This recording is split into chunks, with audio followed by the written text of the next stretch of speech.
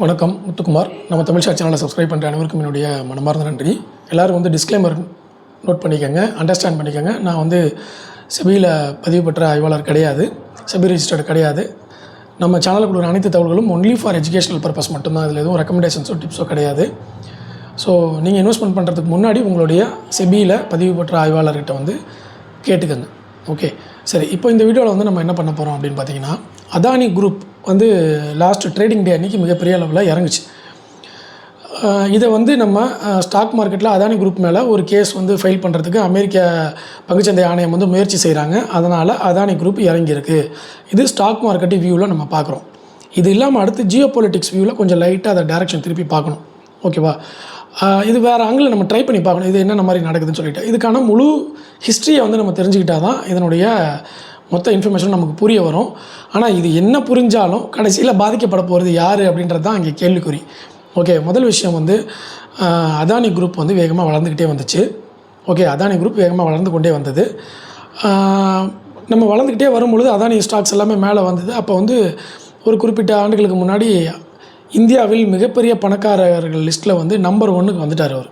Okay, இதுக்கு முன்னாடி வரைக்கும் இருந்தது யாருன்னா அம்பானி இருந்தார். அதுக்கப்புறம் வந்து அதை ஓவர்டேக் பண்ணி அதானி உள்ளே வந்தார். உள்ளே வந்து சில நாட்களில் வந்து ஒரு கொஞ்சம் அந்த மாதிரி அனௌன்ஸ்மெண்ட் வந்து ஒரு சில ஆண்டுகளே வந்து ஒரு அனௌன்ஸ்மெண்ட் வந்து அந்த ஜானி ஸ்ட்ரீட்டோட அனௌன்ஸ்மெண்ட். அதானி குழுமத்தில் வந்து மிகப்பெரிய பிரச்சனைகள்லாம் இருக்குது, பல கோடி வந்து முறைகேடு நடந்திருக்குன்னொடனே அந்த ஸ்டாக் ஃபுல்லாகவே கம்ப்ளீட்டாக கீழே இறங்கி வந்தது. அதுக்கப்புறம் ரெக்கவரே ஆக முடியல. ஓகே, இப்போ இதில் பாதிக்கப்பட்டதெல்லாம் ரீட்டைல் இன்வெஸ்டர்ஸ், நோட் பண்ணிக்கோங்க. அதுக்கப்புறம் என்ன ஆச்சுன்னா, இப்போ இது இவ்வளோ தூரம் இறங்கினதுக்கப்புறம் செபியோடைய என்கொயரிலாம் முடிஞ்சது, எல்லாம் போச்சு. அதில் இது வரைக்கும் வந்திருக்கக்கூடிய தகவல் படி பெருசாக எதுவும் பிரச்சனை இல்லை அப்படின்ற மாதிரி வந்தது. ஆனால் ஸ்டாக் ரெக்கவர் ஆகலை. ஓகே, பிரச்சனைலாம் இல்லைன்னு ஓரளவுக்கு அவங்க வந்து அப்படியே அதை கன்சல்டேட் பண்ணுற நேரத்தில் வந்து நமக்கு ஸ்டாக் ரெக்கவர் ஆகணும்ல, அந்த மாதிரி அதானியோட குரூப் ஸ்டாக்ஸ் எதுவுமே வந்து ரெக்கவர் ஆகலை. ஒரு சில பங்குகள் மட்டும் அப்படியே கொஞ்சம் கொஞ்சம் ரெக்கவர் ஆச்சு. பட் பழைய ப்ரைஸ்க்கு வந்து எதுவுமே வரல. நம்பர் 1 இதை நோட் பண்ணிக்கணும். நம்பர் 2, இப்போ வந்திருக்கிறது பார்த்திங்கன்னா, அதானி குரூப்புக்கு ஆல்ரெடி பிரச்சனை கொடுத்தாச்சு. அதானி ஸ்டாக்ஸ் மேலே ஏறலை, ரெக்கவரும் ஆகலை. பிரச்சனை ஜானி ஸ்ட்ரீட்டில் வந்து ஒன்றும் பெருசாக இல்லைன்னு முடிச்சுட்டாங்க. அது கிட்டத்தட்ட முடிஞ்ச மாதிரி தான், ஒன்றும் கம்ப்ளீட்டாக முடிக்கல, பட் முடிஞ்ச மாதிரின்னு வச்சுக்கோங்களேன். அந்த மாதிரி தான் டேட்டா. நான் வந்து ஃபுல்லாகவே சோஷியல் மீடியா டேட்டா வச்சு தான் பேசிகிட்டு இருக்கேன். நியூஸ் பேப்பரு அதில் வர டேட்டாவை தான் நம்ம எல்லாருமே படிச்சுக்க முடியும். நம்ம போய் டேட்டாவை க்ரியேட் பண்ண முடியாது. இருக்கிற டேட்டாவை நம்ம நியூஸ் பேப்பரில் படிக்கிறோம், வெப்சைட்டில் படிக்கிறோம். அப்படி தான் நமக்கு அறிவு வருது. ஓகே, அதை வச்சு தான் நம்ம பேசுகிறோம்.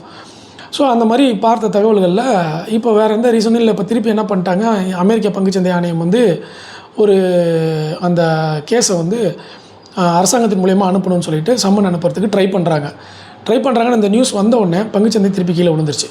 அவங்க சொல்கிற முறைகேடு பார்த்திங்கன்னா கிட்டத்தட்ட அது எவ்வளோ, $12.5 பில்லியன் அவங்க சொல்கிற வேல்யூ. அதானி குரூப் வந்து எவ்வளோ முறைகேடு நடந்திருக்குன்னா $12.5 பில்லியன் வந்து முறைகேடு நடந்திருக்கு அப்படின்றத வந்து அவங்க தோராயமாக ஒரு கணக்கு சொல்கிறாங்க. இப்போ நம்ம கவனிக்க வேண்டியது என்னென்னா, இதுக்கு பேரலாக இன்னொரு விஷயம் நடந்துச்சு. அது என்ன நடந்துச்சு, அதுக்கப்புறம் இங்கே என்ன நடக்குது அப்படிங்கிறத நம்ம பார்க்கணும். 2011-12 இருக்கும்னு நினைக்கிறேன். நான் வந்து எல்லாமே ஒரு தோராயமாக தான் சொல்கிறேன், பக்கா டேட்டாவோட சொல்லலை. ஏன்னா எனக்கு இருக்கிற ஞாபகத்தில் இருக்கிற டேட்டா வச்சு தான், ஏன்னா நான் அதை மைண்டில் வச்சுக்கிட்டே வருவேன். இப்போ இப்படி நடந்திருக்கு, அடுத்தது என்ன நடக்கும், இப்போ இந்த மாதிரி டேட்டா வந்திருக்கு, அடுத்து என்ன டேட்டா வரும் அப்படின்றத நான் மைண்ட் பண்ண வச்சுக்குவேன்.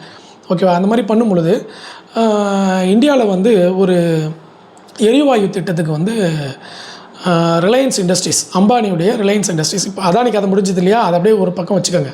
ரயில்வே ட்ராக்கில் ஒரு இரும்பு கம்பின்னு வச்சுக்கோங்க. ஓகே, இன்னொரு தடம் அதுக்கு பேரலாக ஒன்று போய்கிட்டு இருக்குது. அது என்ன அப்படின்னா அம்பானியோடது. அதுக்கு வருவோம். அவங்களுக்கு யார் ட்ரபிள் கொடுக்குறாங்கன்றது இப்போ நம்ம பார்ப்போம். ஓகே, இப்போ அதானிக்கு யார் ட்ரபிள் கொடுக்குறது, அமெரிக்காவில் இருக்கக்கூடிய பங்குச்சந்தை ஆணையம் அங்கேருந்து வந்து அதானி குரூப்புக்கு ட்ரபிள் கொடுக்குறாங்க. அதானி குரூப் இந்தியாவில் யாருடைய சப்போர்ட்டில் இயங்கி இருக்குது அப்படின்றது ஓரளவுக்கு உங்களால் அண்டர்ஸ்டாண்ட் பண்ணிக்க முடியும். கொஞ்சம் அதானி குரூப்புக்கு இருக்கக்கூடிய சப்போர்ட், பொலிட்டிக்கல் சப்போர்ட் உங்களுக்கு புரியும். அடுத்து அம்பானி குரூப் அப்படின்னு வரும்பொழுது, அம்பானி குரூப்பில் வந்து 2011-12 அந்த காலகட்டங்களில் அந்த எரிவாயு பற்றினது நீங்கள் இப்போ கூகுளில் போய் சர்ச் பண்ணி பாருங்கள், உங்களுக்கு தெரியும். அம்பானி கேஸ்ன்னு போட்டிங்கன்னா என்ன தெரியுமா, நீங்கள் போட்டு சர்ச் பண்ணணும், அம்பானி கவர்மெண்ட் கேஸ்ன்னு நீங்கள் போடுங்க, இந்தியன் கவர்மெண்ட் கேஸ்ன்னு போட்டிங்கன்னா அந்த டீட்டெயில் எல்லாமே வந்துடும். அதில் பார்த்திங்கன்னா இவங்க வந்து $12.5 பில்லியன் கேட்குறாங்க இல்லையா, அவங்க வந்து $30 பில்லியன் கேட்குறாங்க. $30 பில்லியன், அதாவது கிட்டத்தட்ட 2,70,000 கோடி வந்து அம்பானிக்கிட்டேருந்து இழப்பீடாக கேட்குறாங்க இந்திய அரசாங்கம். அம்பானி மேலே ஒரு கேஸ் போய்கிட்டு இருக்கு. இப்போது அதானியோடது ஏதோ ஒரு வெளிநாட்டுக்காரன் எங்கேயோ வந்து போட்டிருக்கிறாங்க, அது எவ்வளோ பெருசாக பேசப்படுது. ஆனால் அம்பானியோடது அந்த மாதிரி இந்திய அரசாங்கமே வந்து 2,70,000 கோடி இழப்பீடு தாங்க அப்படின்னு சொல்லி அந்த கேஸ் ஃபைல் பண்ணதாக தகவல் சொல்லுது. ஆனால் அந்த ஸ்டாக்கில் எந்த ஒரு சலனமும் இல்லாமல் அந்த ஸ்டாக் வந்து மெயின்டைன் ஆகிட்டு இருக்கு. ஓகே, எதுவுமே இந்த பாருங்கள், நம்ம ஊரில் நடக்கிற பிரச்சனை நம்ம அதை சொல்கிறோம், டேட்டாவை வச்சுக்கிட்டு நம்ம இந்தியாவில் சொல்கிறாங்க, ஆனால் அதில் பிரச்சனை நடக்கலை. இது வந்து யாரோ ஒருத்தர் வந்து அமெரிக்காவிலேருந்து வந்து கேட்குறாங்க, அதனால கேட்டாங்கன்ற ஒரே காரணத்துக்காக வந்து பங்குச்சந்தை இறங்குது. இதெல்லாம் நம்ம நோட் பண்ணி வச்சுக்கணும். ஓகேவா? ஏன்னா நம்ம ரீட்டைல் இன்வெஸ்டர்ஸ், அதனால் இந்த ஸ்டோரியை வந்து நம்ம தெரிஞ்சிக்க வேண்டியதாக இருக்குது. இதில் எதுவும் பொலிட்டிக்ஸை போட்டு மிக்ஸ் பண்ணிக்காதீங்க. அதெல்லாம் எல்லா இடத்துலையும் நடக்கும் பொலிட்டிக்ஸ். ஓகே, அதை விட்டுருங்க. அது யார் பவர்ஃபுல்லாக இருக்காங்களோ, அது சுச்சுவேஷன் வரும்போது, கால நேரங்கள் வரும்போது ஒருத்தங்க ஜெயிச்சுட்டே வருவாங்க, அது நமக்கு தேவையில்லை. பட் அதுவும் இதுக்குள்ளே சிக்கியிருக்கு. அதை தான் வந்து நம்ம இப்போ கிளியராக புரிஞ்சுக்கணும். அதுக்காக தான் இந்த டேட்டா. ஓகேவா? ஸோ அதானி டேட்டா முடிச்சிட்டிங்க இல்லையா? இப்போது அம்பானிக்கு வரும்பொழுது அம்பானி வந்து என்ன பண்ணாங்க, என்ன நடந்துச்சு அப்படின்றத முதல்ல சொல்லுவோம். அதோடய ஸ்டோரி என்னென்னா, ஒரே நிமிஷம் கிளியராகவே சொல்லிடுறேன். 2000 இயரில் வந்து 2000 வருஷத்தில் வந்து என்ன பண்ணியிருக்காங்கன்னா, இந்திய அரசாங்கத்தால் உற்பத்தி பகிர்வு ஒப்பந்தத்தின் கீழே வந்து ஆந்திர பிரதேசத்தில் இருக்கக்கூடிய அந்த வங்காள விரிகுடாவில் இருக்கக்கூடிய அந்த எரிவாயு தொகுதின்னு சொல்லுவாங்க. அந்த எரிவாயு தொகுதி வந்து அவங்க எப்படி பிரிக்கிறாங்கன்னா, D1, D2, D3 அந்த மாதிரி பிரிக்கிறாங்க. அந்த தகவல் வந்து நீங்கள் ஆன்லைனில் போனீங்கன்னா கிடைக்கும், இல்லை நானும் வந்து தரேன். ஓகே, அந்த எரிவாயு தொகுதியை வந்து 2000 வருஷத்தில் வந்து யார் இருந்தாங்க, நம்ம சென்ட்ரல் கவர்மெண்ட் யாருன்னு செக் பண்ணி பாருங்கள் 2000. அப்போ வந்து என்ன ஆகுதுன்னா, அம்பானிக்கு கீழே வந்து அதை கொடுக்குறாங்க, அவங்களோட கட்டுப்பாட்டில் கொடுக்குறாங்க. அவங்களுடைய அனௌன்ஸ்மெண்ட் பண்ண விஷயம் என்னென்னு பார்த்தீங்கன்னா, 2012 அரசாங்கம் வந்து 2012 இருக்கக்கூடிய கவர்மெண்ட்டு போய் வந்து அந்த ரிப்போர்ட்டை கேட்கும்போது அவங்க சொன்ன ரிப்போர்ட் என்ன, அதில் எப்படி வந்து ஃபண்டு இன்வெஸ்ட்மெண்ட் பண்ணலான்னா 10.3 ஓகே 10.3 ட்ரில்லியன் TCF கன அடி எரிவாயு வந்து அந்த இடத்துல இருக்குது. அதாவது D6ன்னு ஒரு வயல் இருக்குது, அரசாங்கம் கொடுத்த வயல்களில் D6ன்னு ஒரு வயல் இருக்குது. அந்த வயலில் வந்து எரிவாயு வயல். ஓகேவா? அந்த எரிவாயு வயலில் வந்து 10.3 ட்ரில்லியன் கன அடி இருக்குதுன்னு சொல்லி முதல்ல மதிப்பிட்டாங்க. மதிப்பிட்டதுக்கப்புறம் வந்து நம்ம சென்ட்ரல் கவர்மெண்ட்டில் சில அனௌன்ஸ்மெண்ட்லாம் வந்துச்சு. என்னென்னா, இந்தியாவில் வந்து பெரும்பாலான வெஹிக்கிள்ஸ் வந்து கேஸ் ரிலேட்டடாக இருக்கும் அப்படின்னு சொல்லி அதை அனௌன்ஸ்மெண்ட்லாம் கொடுத்தாங்க. ஞாபகம் இருக்குங்களா? நான் கூட சில ஆண்டுகளுக்கு முன்னாடி வீடியோ போட்டிருந்தேன். கேஸ் ரிலேட்டடான ஸ்டாக்ஸ் வந்து மேலே போகிறதுக்கு வாய்ப்பு இருக்குது. ஏன்னா இந்தியாவில் வந்து அமெரிக்காவில் வந்து எல்லாமே எலக்ட்ரிக்கலாக கொஞ்சம் கொஞ்சமாக மாறிட்டு இருந்தாங்க. ஆனால் நம்ம இந்தியாவில் வந்து எலக்ட்ரிக்கலுக்கு மாறல, அதுக்கு பதில் கேஸுக்கு மாறிக்கிட்டு இருக்கணும். அதை வந்து இப்போ இருக்கிற சென்ட்ரல் கவர்மெண்ட் வந்து அனௌன்ஸ்மெண்ட்டு கொடுத்துருந்தாங்க. 80% வெஹிக்கிள்ஸ் வந்து நம்ம எரிவாயு வந்து யூஸ் பண்ண போகிறோம் அப்படின்னு சொல்லி ஒரு அனௌன்ஸ்மெண்ட் கொடுத்துருந்தாங்க. அது எதை பேஸ் பண்ணி கொடுத்தாங்கன்னா, இந்த மாதிரி 10.3 ட்ரில்லியன் கன அடி இருக்குதுன்னு சொன்னோடனே அந்த மாதிரி அனௌன்ஸ்மெண்ட் வந்தது. இதெல்லாம் என்னுடைய அண்டர்ஸ்டாண்டிங்கில் நான் சொல்கிறது, அந்த நியூஸில் வந்த டேட்டா வச்சு சொல்கிறது. நீங்களும் அந்த டேட்டா பார்க்கலாம், அந்த டேட்டா காப்பி பண்ணி நான் உங்களுக்கு கொடுக்குறேன். ஓகே, அதுக்கப்புறமா என்ன பண்ணிட்டாங்க அப்படின்னா, சடனாக கொஞ்ச நாளைக்கு அப்புறம் 3.1 கன அடி தான் வந்து இருக்குது எரிவாயு அப்படின்னு சொல்லி மாற்றி சொல்லிட்டாங்கன்னா, இல்லை அதுதான் கரெக்டாக தெரியல. முதல்ல சொன்னது 10.3, அதுக்கப்புறம் அதிலேருந்து ஒரு 70% கம்மி பண்ணிவிட்டு 3.1 TCF கன அடி தான் வந்து எரிவாயு இருக்குதுன்னு சொல்லி அதை குறைச்சிட்டாங்க. குறைச்சது மட்டும் இல்லாமல் அந்த நேரத்தில் என்ன பண்ணிட்டாங்கன்னா, ரிலையன்ஸு தன்னுடைய அந்த பங்குகளில் 30% பங்குகளை வந்து லண்டனில் பிபிக்கு கொடுக்குறாங்க, பிரிட்டிஷ் பெட்ரோலியமுக்கு கொடுத்துட்றாங்க. இந்த ப்ராஜெக்டில் அவங்களுக்கும் பங்கு வந்துடுது. புரிஞ்சிச்சிங்களா? அதுக்கப்புறம் என்ன நடக்குது அப்படின்னு பார்த்தீங்கன்னா,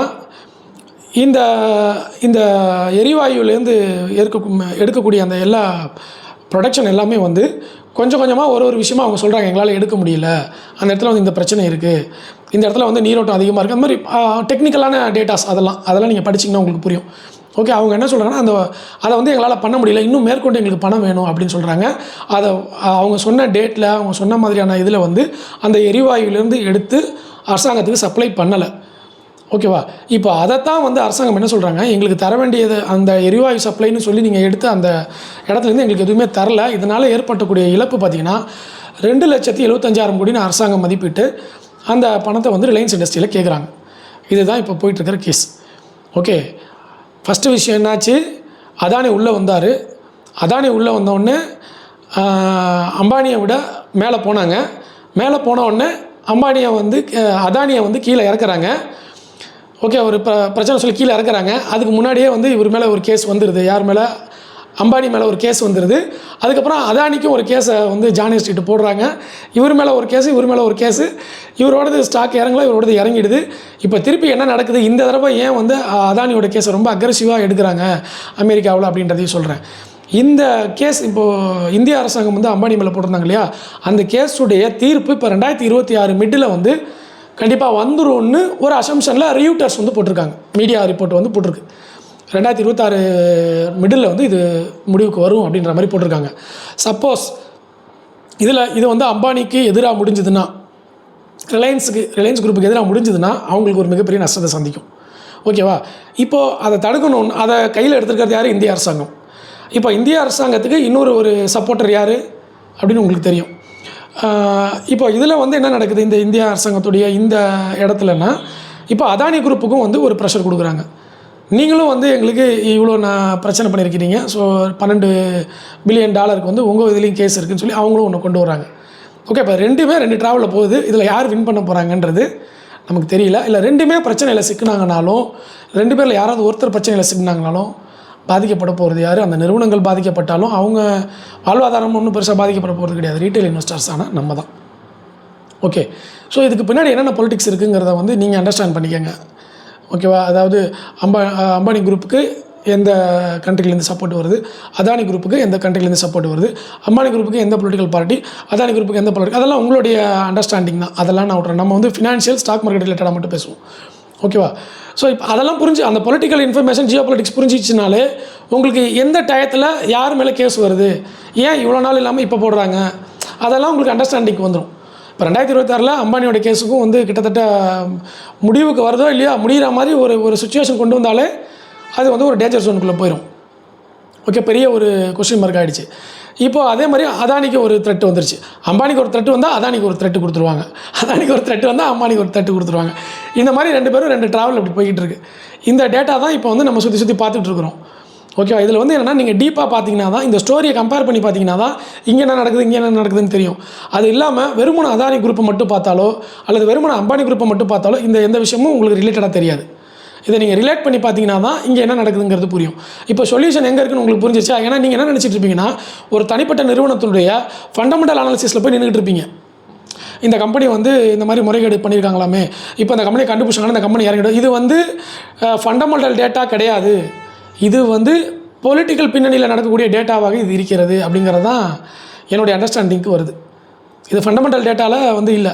இதுக்கு முன்னாடி வந்து இப்போ லேட்டஸ்ட்டாக கொடுத்த தகவல் என்னென்னா, அந்த அமெரிக்க பங்குச்சந்தை ஆணையம் இருக்கு இல்லையா, அவங்க என்ன பண்ணியிருக்கிறாங்க, அந்த சம்மனை வந்து இந்திய அரசாங்கத்திட்ட கொடுத்து அந்த சம்மனை அதானிக்கு வந்து ஒப்படைக்க சொல்கிறாங்க. ஆனால் அந்த சம்மனில் இவங்க என்ன சொல்லியிருக்காங்கன்னா, சரியான சிக்னேச்சர் இல்லை, சரியான சீல் இல்லை. அப்படி இல்லாத ஒரு டேட்டா சம்மனை வந்து நாங்கள் கொடுக்க முடியாதுன்னு சொல்லி இவங்க சொல்லியிருக்காங்க. இதுக்கு பின்னாடி ஒரு சில விஷயங்கள் இருக்குது. ஓகே, நாளைக்கு வந்து நம்ம டேட்டா கொடுத்தோம் இவங்களால தான் பிரச்சனை அப்படின்னு வந்துச்சுன்னா, அப்போ வந்து அந்த டேட்டா கொடுக்க சொன்ன அந்த ஷீட்டில் வந்து நாங்கள் அதிகாரப்பூர்வமாக அப்ரூவல் கொடுக்கவே இல்லை அப்படின்னு அவங்க திருப்பி அதை பேக் அடிக்கலாம். ஓகேவா? அதில் வந்து இவங்க ஐடென்டிஃபை பண்ணிவிட்டு, இந்தியாவில் வந்து ஐடென்டிஃபை பண்ணிவிட்டு அந்த சம்மனை கொடுக்கல.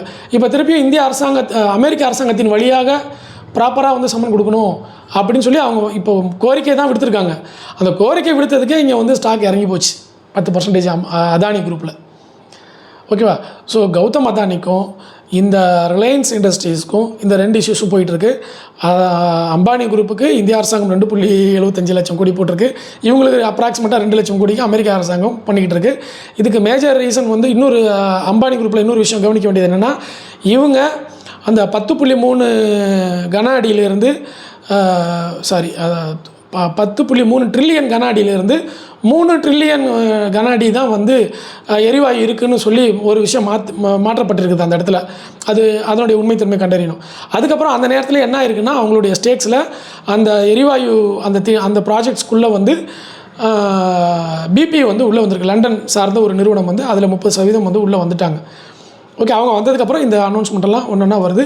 அதுக்கப்புறம் இந்த ப்ராஜெக்டை ஏன் முடிக்க முடியலன்னு ரிலையன்ஸ்ட்டை கேட்கும்போது அவங்க வந்து அந்த ப்ராஜெக்டில் டெக்னிக்கலாக வந்து நிறைய ஸ்ட்ரகிள்ஸ் இருக்குது அந்த எரிவாயு எடுக்க போகிற இடத்துல அப்படின்றதெல்லாம் வந்து சொல்லியிருக்காங்க. கோதாவரியில் எடுக்க போகிற அந்த D6 அப்படின்ற ஒரு தொகுதி, D1 ஒரு தொகுதி இருக்குது, D3 ஒரு தொகுதி இருக்குது, D6ன்னு ஒரு தொகுதி இருக்குது. அந்த எரிவாயு தொகுதியை அவங்க பிரிக்கிறாங்க. அதில் வந்து D6 தான் இப்போ வந்து பெரிய அளவில் பிரச்சனையாக வந்து அவங்க ப்ரெசன்டேஷன் கொடுத்துருக்காங்க. ஸோ இதுதான் வந்து தகவல். இப்போ உங்களுக்கு வந்து இப்போ நம்ம ஃபண்டமெண்டல் டேட்டாவே பேசலை. அம்பானி குரூப்பில் வந்து இவ்வளோ பணம் உள்ளே வந்திருக்கு, இந்த பணம் இங்கேருந்து வந்திருக்கு, அங்கே வந்திருக்கு, ஃபண்டமெண்டல் டேட்டா, ஃபினான்ஷியல் ப்ரூஃப் அதெல்லாம் பார்க்கல. ஓகேவா? இது வேறு மாதிரி நம்ம ஜியோ பொலிட்டிக்கலாக வந்து இதை வந்து வேறு மாதிரி பொலிட்டிக்கலாக வந்து பார்க்க வேண்டியதாக இருக்குது. அதாவது 2 நிறுவனத்துக்கான போட்டியாக வந்து பார்க்க வேண்டியதாக இருக்குதுன்னு நான் சொல்கிறேன். பொலிட்டிக்கலாக நீங்கள் இந்த பார்ட்டி பொலிட்டிக்கலை பற்றி நான் பேசலை. 2 நிறுவனத்துக்கான போட்டி இருக்கும்ல, அவங்களால முடிஞ்ச வரைக்கும் சர்வே பண்ணுறாங்க, இவங்களால முடிஞ்ச வரைக்கும் சர்வே பண்ணுறாங்க. இப்போ இதில் பாதிக்கப்பட போகிறது வந்து யாருன்றதை நீங்கள் தான் யோசிக்கணும். அப்போது நான் சொல்ல வர்றது என்னென்னா, எவ்வளோ பெரிய ஒரு பெரிய பிஸ்னஸ் பார்ட்டி, எவ்வளோ பெரிய பிஸ்னஸாக இருந்தாலும் சரி, எவ்வளோ நம்பிக்கை உரியவங்களாக இருந்தாலும் சரி, அவங்களுக்கும் நம்ம போர்ட்ஃபோலியோவில் இவ்வளோ தான் இடம் கொடுக்கணும்னு நம்ம முடிவு பண்ண வேண்டியதாக இருக்குது பாருங்கள். அதானி குரூப்பாக இருக்குது, அம்பானி குரூப்பாக இருக்கட்டும், நீங்கள் எவ்வளோ பெரிய இந்தியாவிலே நம்பர் 1 பணக்காரங்களாக இருந்தால் அவங்க கம்பெனி ஒன்றுமே ஆகாது, அசைக்கவே முடியாதுன்னு நம்மளால் ஆணித்தனமாக வந்து அந்த இடத்துல போய் ஒரு பணத்தை போட முடியல ரீட்டைல் இன்வெஸ்டர்ஸால். அப்போ நம்ம என்ன பண்ணுறோம், நம்ம போர்ட்ஃபோலியோவில் எப்படி பண்ணணும்னா, நம்மளுடைய ரிஸ்க்கை நம்ம பிரித்து தான் போடணும். அப்பா நீங்கள் என்ன குரூப்பாக இருந்தாலும் உனக்கு இவ்வளோ தான் நான் கொடுப்பேன். ஓகே, நீ என்ன அசட் கிளாஸாக இருந்தாலும் உனக்கு இவ்வளோ தான் நான் கொடுப்பேன். தங்கம்மா என்னோடய அசட் கிளாஸில் இவ்வளோ தான், 10%னா 10% அவ்வளோதான். சில்வரா 10%னா 10% அவ்வளோதான். நீ யாராக வேணால் இருந்துட்டு போ. ஏன்னா யார் என்ன பண்ணுறாங்க, எப்படி பண்ணுறாங்கன்னு நமக்கு புரிய மாட்டேங்குது. அவங்க வெறும் நம்ம நினச்சிட்டு இருப்போம் வெறும் பிஸ்னஸ் தான் முக்கியம், வெறும் ஃபண்டமெண்டல் டேட்டா தான் முக்கியம், டெக்னிக்கல் டேட்டா தான் முக்கியம் அப்படின்னு. அதுக்கப்புறம் கண்ட்ரியோட வளர்ச்சி தான் முக்கியம், அப்புறம் FIID இதெல்லாம் பாருங்கள், இதெல்லாம் எப்படி வேறு ஒரு ட்ராக்கில் போய் எங்கெங்கேயோ ட்ராவல் ஆகுது பாருங்கள். ஓகே, ஸோ அதனால் ரொம்ப கேர்ஃபுல்லாக வந்து உங்கள் போர்ட்ஃபோலியோ டிசைன் பண்ணுறதுல இவ்வளோ தான் இந்த ஸ்டாக்குக்கு, இந்த குரூப்புக்கு இவ்வளோ தான் அப்படின்றத வந்து நீங்கள் உங்கள் ரிஸ்க்கை வந்து ப்ராப்பராக மேனேஜ் பண்ணுங்கள். இல்லைன்னா வந்து நம்ம தான் சிக்கிக்குவோம். ஓகே, அப்புறம் காப்பாற்றுறதுக்கு யாரும் வரமாட்டாங்க. நம்ம பணம் அப்புறம் கீழே போயிடும். ஆல்ரெடி வந்து அதானி குரூப்பில் போட்டதே வந்து பல மடங்கு நிறைய பேருக்கு இறங்கியிருக்கு. இன்னும் அதானி குரூப் வந்து ரெக்கவர் ஆகலை. ஒரு சில நிறுவனம் மட்டும் அதில் ரெக்கவர் ஆகிருக்கு, பழைய ப்ரைஸ் கிட்டத்தட்ட வந்திருக்கு. ஆனால் இன்னும் சில கம்பெனிகள்லாம் வரல. ஓகே, உங்களுக்கே தெரியும் எத்தனை அதானி என்டர்பிரைசஸ்லாம் பார்த்துருப்பீங்க. ஸோ அதனால் நம்ம போர்ட்ஃபோலியோவில் ஒரு ஸ்டாக்கு இவ்வளோ தான் கொடுக்கணுன்ற அந்த கண்டிஷனில் நம்ம இருந்தோம்னா நம்ம ரிஸ்க்கு வந்து தாண்டி போகாதுங்க. ஓகே, அதில் கவனமாக இருங்க. ஓகே, இந்த தகவல்கள்லாம் வந்து பயனுள்ளதாக இருந்துச்சு. இதெல்லாமே என்னுடைய தகவல்கள்லாம் கிடையாது. இதில் வந்திருக்கிறத வச்சு, நியூஸில் வந்திருக்கிறத வச்சு தான் நான் வந்து உங்களுக்கு சொன்னேன் என்னென்ன வந்திருக்குன்னு. நான் 2 விஷயத்தையும் கவனிச்சிட்டு வந்தேன், அதனால் 2 விஷயத்தையும் சேர்த்து இந்த வீடியோவில் சொல்லியிருக்கேன். அவ்வளோதான் டேட்டா. சரிங்களா? சரி, இப்போ வந்து உங்கள் போர்ட்ஃபோலியோவில் நீங்கள் அம்பானிக்கு வந்து அம்பானி குரூப் இருக்குது, அதானி குரூப் இருக்குது, இல்லைங்க நான் அவர் மேலே நம்பிக்கை வச்சு நான் எவ்வளோ வேணால் போடுவேன் அப்படின்ற ஒரு ஒப்பீனியன் உங்களுக்கு இருக்கா? அப்படிலாம் இல்லைங்க, எல்லாமே ஒரு கம்பெனி தான், அது எந்த பொலிட்டிக்கல் என்னவோ நடந்துட்டு போட்டோம், நம்மளோட ரிஸ்க்கு இவ்வளோ தான், அதுக்கு மேலே ஒரு கம்பெனிக்கு கொடுக்கக்கூடாது, அப்படி இருக்கீங்களா? நீங்கள் எப்படி போர்ட்ஃபோலியோ டிசைன் பண்ணுவீங்க அப்படின்றத வந்து கீழே கமெண்ட்டில் பதிவு பண்ணுங்கள். அதுக்கப்புறம் வந்து இந்த வீடியோவில் பயனுள்ளதாக இருந்தால் லைக், கமெண்ட், ஷேர் அதெல்லாம் நீங்களே ஆட்டோமேட்டிக்காக பண்ணிவிடுவீங்க. அப்புறம் டிமேட் அக்கௌண்ட் ஓப்பன் பண்ணாதவங்க யாராவது இருந்தீங்கன்னா என்னோட ரெஃபரல் லிங்க் டிஸ்கிரிப்ஷனில் கொடுத்துருக்கேன். அதை பயன்படுத்தி நீங்கள் அக்கௌண்ட் ஓப்பன் பண்ணி எனக்கு வந்து சப்போர்ட் பண்ணலாம். விருப்பம் இருக்கிறவங்க அந்த லிங்க்கை யூஸ் பண்ணிக்கோங்க. ஓகே, நன்றி, வணக்கம்.